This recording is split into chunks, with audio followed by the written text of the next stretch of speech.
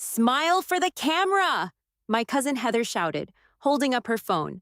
The dining room was glowing under the warm chandelier light, the table packed with food, candles flickering, and everyone sitting shoulder to shoulder. But no one was looking at me with love. It was my birthday, yet I felt like a stranger in my own family's home. Before we begin, drop a comment and tell us where are you from and from which city you're watching our videos. And after watching the whole video, don't forget to tell us what would you do in this situation. Be honest. Tell me in the comments below. We read every comment. Let's begin. I stood there, holding the knife over the cake they'd bought. A small, lopsided thing pushed to the side like it was an afterthought, when my mother's voice cut through the chatter. Well, don't get too excited, she said loudly enough for every aunt, uncle, and cousin to hear. You're not getting a gift this year. You're a failure, remember? The room went silent for a split second. Then a few people laughed. I felt my chest tighten, my ears burn. My mother, Donna, leaned back in her chair sipping her wine, a smug little smile tugging at the corner of her mouth. You've done nothing with your life. Gifts are for people worth celebrating. Her words sliced through me harder than any insult from a stranger could have. This was my own mother. My hands shook slightly as I set the knife down. You're seriously saying this? In front of everyone? My voice cracked, not from weakness, but from the sheer weight of humiliation. Why not? Donna shrugged, taking another sip. Maybe it'll motivate you to finally get your act together. Everyone here knows you've been coasting. No career, no real accomplishments, just wasting your time. I could feel my Uncle Peter smirking at the end of the table. My cousin whispered something to her boyfriend and snickered. I wanted to walk out, but I stood frozen, staring at my mother, trying to process how she could be so effortlessly cruel. Mom, I said slowly, you don't know the first thing about my life right now? Oh, please, she scoffed. Don't act like you're secretly building some empire. You've got nothing, and everyone here knows it. You should be grateful I even invited you tonight. Something inside me snapped. Not in anger, but in clarity. I looked at each person at that table, memorizing their faces, their smirks, their whispers. If they wanted to believe I was nothing. Fine. I cut a single slice of cake, set it on a plate, and slid it across the table. Enjoy, I said quietly. Without another word, I turned and walked out. No one followed me. Outside, the winter air bit into my skin. My breath fogged in the night as I reached my car, an old Honda with a dent in the fender. My fingers trembled as I unlocked it, not from the cold, but from holding back the tears that wanted to fall. By the time I got home, my husband, Michael, was sitting on the couch in his suit, his tie loosened. He stood immediately. You're early? What happened? I told him everything. Every word, every laugh, every look. His jaw tightened.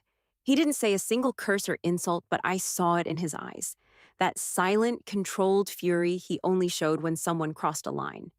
Go get some sleep, he said calmly, almost too calmly. Michael, I said go get some sleep. Something about his tone told me he wasn't done. Not even close. The next morning, my phone buzzed at 7 a.m. Look outside, Michael's text read. I pulled back the curtains, and my heart almost stopped.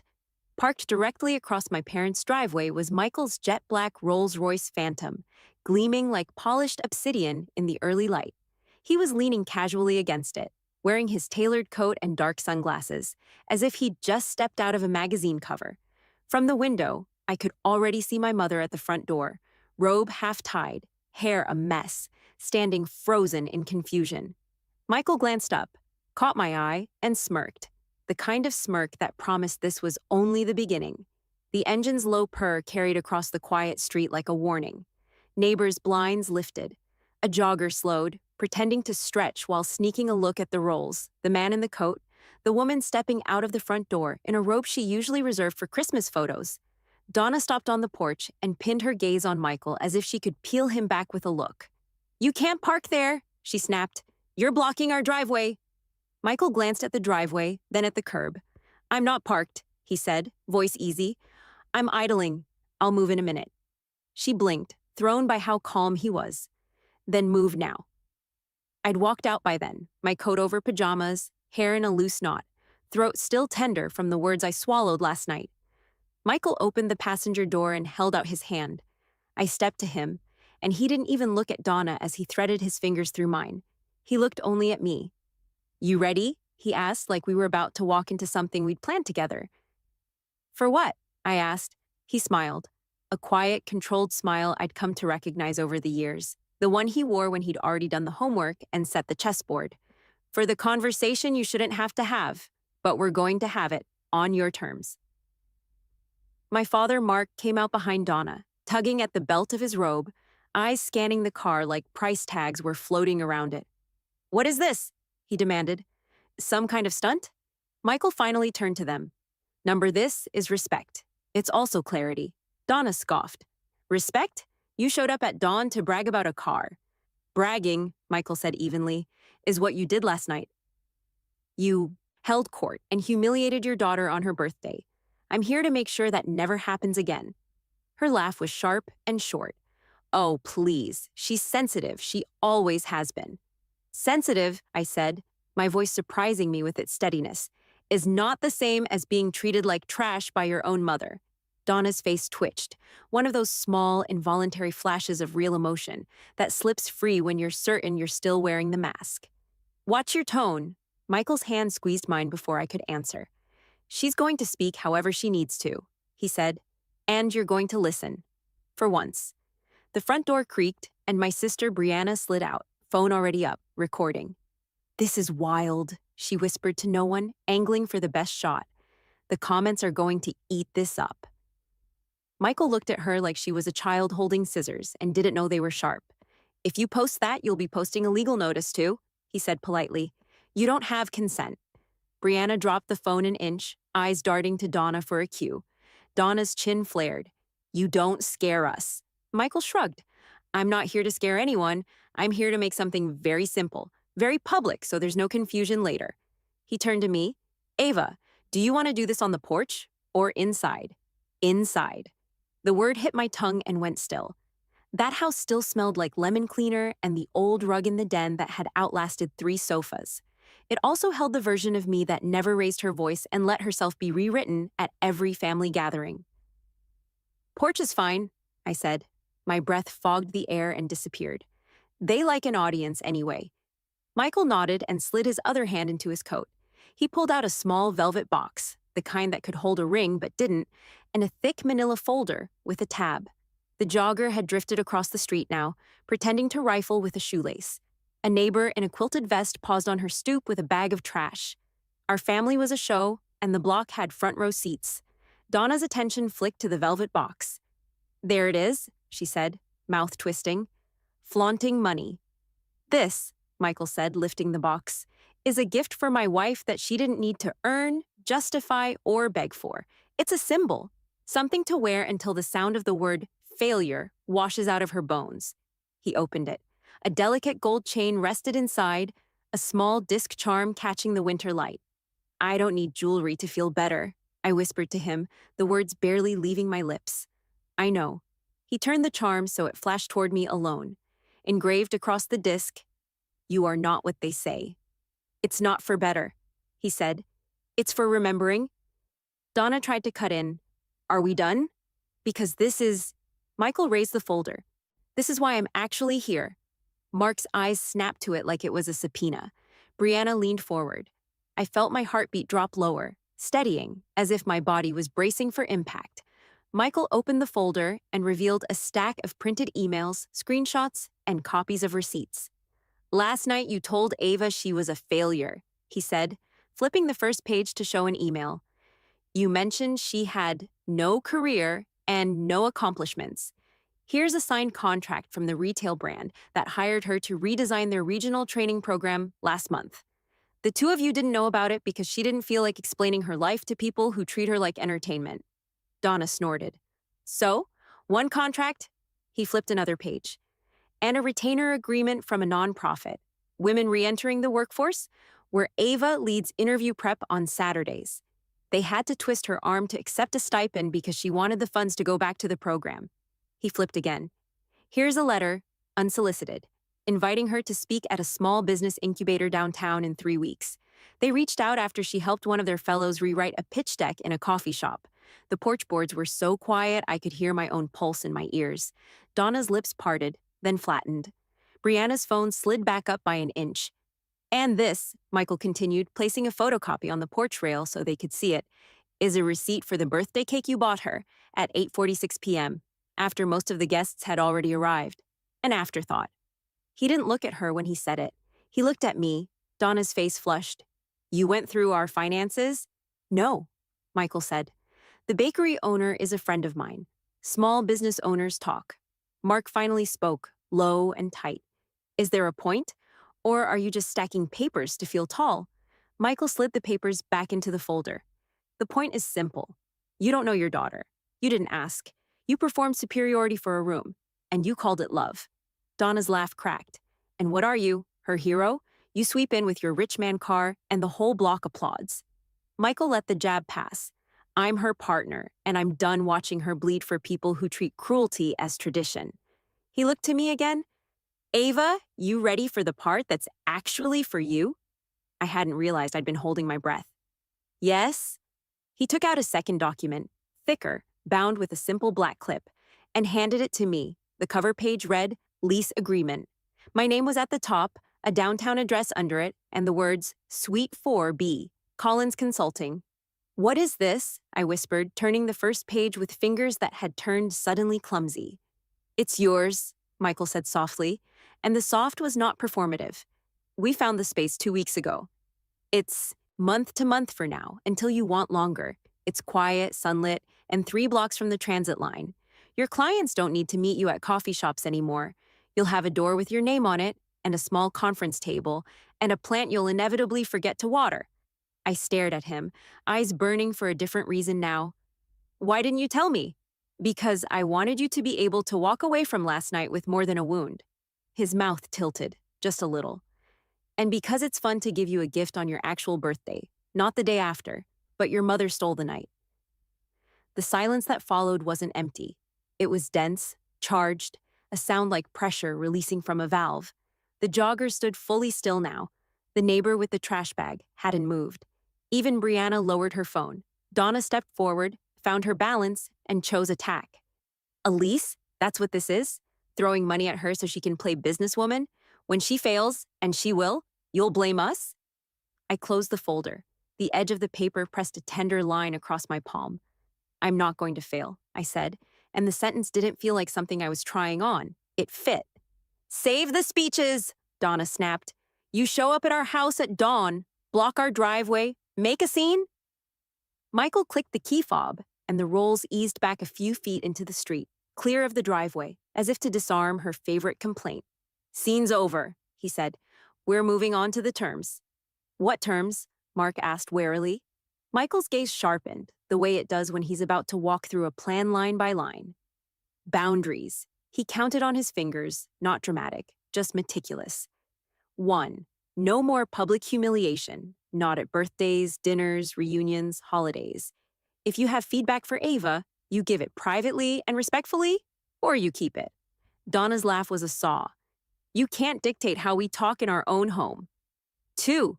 Michael continued, untouched by the interruption. No filming her without consent. If a phone comes out to turn her into content, we leave. 3. If you use the word failure again, that's a 6-month pause on contact. Minimum. Are you out of your mind? Mark said, heat rising. We're her family.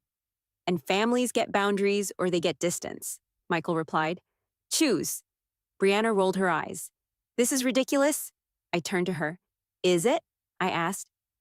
Or is it new? Because new feels ridiculous when the old way depended on me being quiet. She opened her mouth, closed it, looked at Donna, and found no rope to grab. Donna's face smoothed into something that looked like pity if you didn't know her tells. He's changed you, she said to me, as if it were a diagnosis. He's filled your head with ideas. I had ideas before I had him, I said, voice low. I just stopped sharing them with people who were eager to step on them. The sound of a truck rounded the corner. Gears, diesel, a rattle like stacks of metal. Everyone turned. A white box truck rolled up and slowed at the curb. Blue lettering on the side read, BAYHARBORAGEANDMOVING. Donna stiffened. What is that? Michael checked his watch. On time. My stomach flipped. What did you? He nodded toward the truck. They're delivering your boxes. The ones your mother accidentally dumped at storage last fall when she didn't have space. He looked at Donna. We paid the fees and scheduled the release. It's her property. She'll decide what to keep and what to toss. The color drained from Donna's face. Those were clutter. Yearbooks are not clutter, I said, the memory hitting so hard I could feel the texture of the pages. Neither are the notebooks I kept from coaching interviews. Neither is the quilt Grandma made me. Brianna's eyes darted between us. You told me the storage unit lost the lock code, she said to Donna, confusion cracking through her snide composure. Donna didn't answer. The moving crew hopped down and started opening the back door of the truck. The metal roll-up clattered skyward, and I saw boxes I recognized instantly. My handwriting slanted along the sides in thick black marker. A box labeled AVA Dash Books slid forward. Another AVA Photos. Another AVA Grandma Quilt. Something inside me, something small and hard that I'd wrapped in too many layers, broke open. Not like a dam, not violent. More like a tight knot finally loosening under warm fingers. Where do you want them? The foreman called. I looked at the porch. I looked at the street. I looked at my parents' faces, Donna's lips pinched, Mark's eyes swimming with calculations, Brianna's uncertainty cascading. And then I looked at Michael, who was not watching the show. He was watching me. Not here, I said, voice steady. We're done storing pieces of me in a place that treats me like a visitor. Michael gave the foreman an address, the new address. Suite 4B. The crew nodded, slid the door down, and climbed back into the cab. Donna took one step forward and pointed at the folder in my hand like it was contraband. You think you're better than us now? I held her gaze without blinking. No, I said. I think I'm better than who you trained me to be. For a heartbeat, no one spoke. The morning felt brighter, not because the sun had risen higher, but because I'd stopped standing in my own shadow. Michael unclasped the gold chain and lifted it, motioning for me to turn. I did. His fingers were warm against the back of my neck. The disc fell against my collarbone with a soft kiss of metal on skin. It wasn't heavy, but it felt like armor.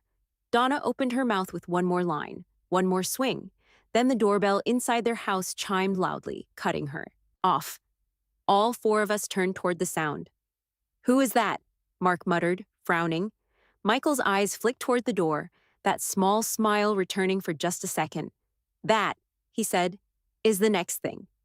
And before anyone could move, the door opened from the inside and a familiar face stepped into the foyer. Someone from last night who hadn't laughed, who'd slipped me a napkin with a phone number and a quiet, call me if you ever need a witness. She looked from me to my parents and back, then lifted a plain envelope with my name written across the front in a neat, careful hand. I figured I should bring this in person, she said. It's about your grandmother, and a letter she left that no one seems to have mentioned. The air shifted instantly. Donna's eyes narrowed at the sight of the envelope, while Mark's jaw flexed like he already knew what was inside and wished it would vanish. I stepped forward slowly. A letter from Grandma? My voice was careful, almost cautious. The woman, Mrs. Keller, Grandma's longtime neighbor, nodded. She gave it to me before she passed, told me not to hand it over until you were ready. Her gaze flicked toward Donna. And she was very clear it was for you, Ava. Only you. Donna let out a sharp laugh. Oh, for heaven's sake. My mother didn't have any secrets from me. Mrs. Keller's brow arched. Then you won't mind if I hand this directly to her. She stepped off the porch and placed the envelope in my hands. My fingers tingled. The paper felt heavier than it looked. What's in it? Brianna asked, leaning in. I'm about to find out. I tore the flap open, pulling out a single folded sheet of cream stationery in Grandma's familiar cursive. The smell of her lavender hand lotion hit me like a memory.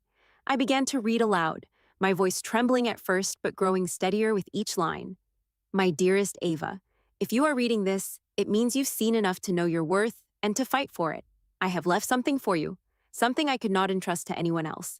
In my safety deposit box at Bay First Bank, you will find the deed to my lakefront cabin and a small savings account in your name.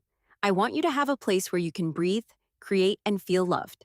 Do not let anyone tell you that you are undeserving. You are my pride, my joy, and my legacy. My breath caught. The cabin. The place I'd spent summers as a child, fishing off the dock and painting in the loft. I hadn't been there in years. Donna had decided it was too much upkeep. Mark stepped forward. That cabin was supposed to be sold. We all agreed. No, I cut in sharply. You decided, and Grandma clearly didn't trust you with it. Donna's face flushed. That's ridiculous. She would never. She did, Mrs. Keller said flatly. I was there when she signed the paperwork. She said you'd probably try to get your hands on it, and she wanted to make sure you couldn't. Michael rested a hand on my shoulder, his voice calm but edged with steel. So now we understand why this letter wasn't mentioned until today. Brianna's eyes darted between all of us, her earlier smugness replaced with unease. Is that a lot of money? I looked at her, then at my parents. It's not about the money. It's about the fact that she saw me for who I am, even when you didn't. Donna opened her mouth again, but Michael stepped in.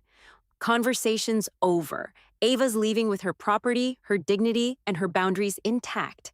If you want a relationship, it starts with respect. Otherwise, it doesn't start at all. I tucked the letter back into the envelope and held it close, a quiet smile breaking through. For the first time in years, I wasn't just surviving in front of them. I was winning. And from the look on Donna's face, she knew it too. The road to the cabin felt like driving through a memory. Pine trees arched overhead, their branches swaying in the crisp winter wind. The sun broke through in shards, casting light on the winding asphalt. I kept Grandma's letter in my lap the whole way, tracing the indentations of her handwriting with my thumb.